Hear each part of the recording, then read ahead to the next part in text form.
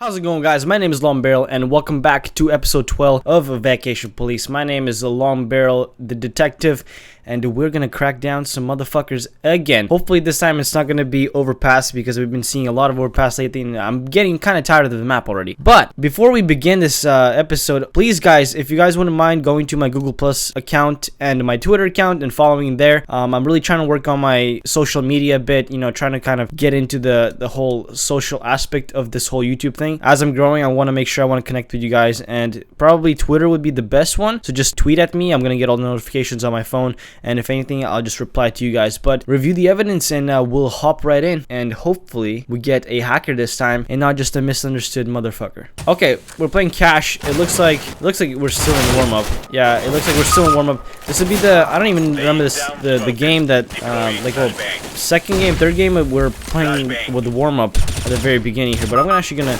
turn down the volume a bit here because it's too loud. But so far the suspect has 4 kills and 5 deaths in warm-up, and I'm already getting spammed with messages, so I'm just gonna go offline here for a bit, and we'll go on to ooh, the suspect picking up 3 kills off the middle with no armor. Not too bad at all. But we're gonna have to see if this kind of suspicion goes on towards the later end of the episode. Again, I don't think we can see a lot from warm-up, just from what he's doing right now, because he's shooting into the middle. They're all lining up for him and he's just getting kills, so I can't really be judging him off the bat right now. But once the warm-up is over, that's when we go with the real verdicts. And the pistol rounds on the way, boys. We're rocking good old armor and no decoys, and yeah, it should be a pretty good round. That was a little bit of a pre-fire. Ooh, now that looks sketchy. Okay, I'm not gonna say anything yet, but those are some very suspicious pistol shots.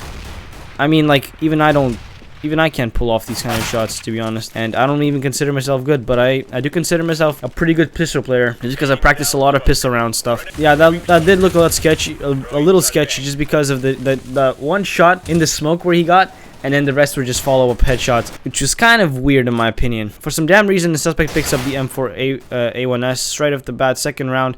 Usually you would go with like an MP7 or like, I don't know, like a Bison or something, especially when the other team is saving. Those are just headshot machines. But we got 3 players left on the other team. Lily with the submachine gun, and Husky is about to die.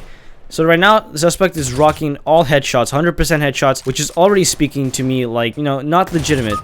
And there you go, he just broke his 100% headshot streak, and it should update any minute now. There you go, 85% now, so a little bit of a slow start there from the spawn. I wouldn't really know why he's doing that. I've been playing a lot of cash lately, and I'll tell you one thing, that climbing up on those little lampposts in A-site is so much fun. You do a little boost onto a quad box. Couldn't even call it a box though. But you get up on there and you just sit up on those lampposts, and it's from there on is just easy killing if you don't miss the first 2 shots. Oh, that was a lock. Come on, guys. I have to admit that was a lock.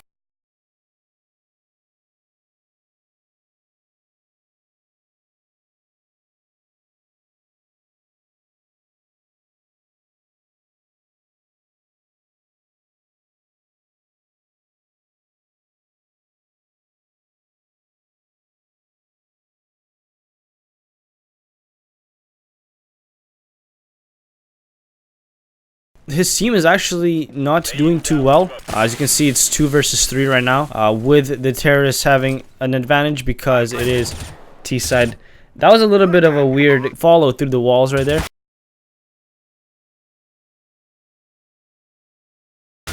I really doubt this guy has actual lock hacks. He might have something like silent aim. I'm not sure if they patched that or not. Somebody told me that they patched silent aim, but you never know. There's new hacks out there all the time. And he really needs to get better at flashing, because he's flashed himself right there. Almost twice, too. You definitely saw that nade coming. I would have seen it coming. And he also failed at throwing that nade. Right now, I'm still biased towards that this guy is not wall hacking, but aim hacking. It could be aim hacks or it could just be skill. But I really doubt that this guy is popping some crazy headshots with his so-called skill. Oh, by the way, if you guys are wondering why my crosshair is so fat, well, that's because I play on a different resolution, and this time I just decided to go into 1080p for this recording. That's why my crosshair may seem a little bit fatter, but it actually looks a little bit smaller once you tone down the resolution. If you're wondering what resolution I play on, that would be 19 by 10 at 720 by 1024. No, not 720, but like something like that. Like if it's not the largest resolution, it's the second to largest resolution. Hopefully that makes sense. Okay, for the last 2 rounds, the suspect hasn't been doing much. Not sure why. It seems like he's been sitting at A and his teammates have been getting wrecked at B. The T's get hold of B site. That causes the suspect to rotate out, and what ends up happening is he dies or whatever. It seems like it's a repeat of last round and round before that. The terrorists have a man advantage. Looks like they're gonna favor B side a bit here. Again, it's a 3v2. Frog is already out. He's gonna go for tree. The suspect does notice him, but that was a little bit too late, and he dies. That was very unfortunate for the suspect, because right now I'm starting to down my bias. Okay, again, I'm not sure if I'm using that word right, but oh, not too bad of a peek. I would have done the same thing, except I would have smoked first, and I would have snuck around back. But again, it looks like the terrorists are gonna favor B side again. They're not really towards the A site. They're more like, okay, now that was a mistake. Bomb lost. Terrorists, I really doubt they're gonna take this one. 5v2, really lit, and the suspect has Stump in his sights already. Good kill on Stump right there. I believe that was a reaction kill. I don't think that was anything to do with lock hacks. But he's trying to jump up here to see if maybe he can catch off Husky crossing over the truck there, but you never know. Maybe he can do some sort of crazy like flick onto his head through the wall and all that stuff. Okay, guys, here's where we think. Pistol round, absolutely unbelievable aim, headshot.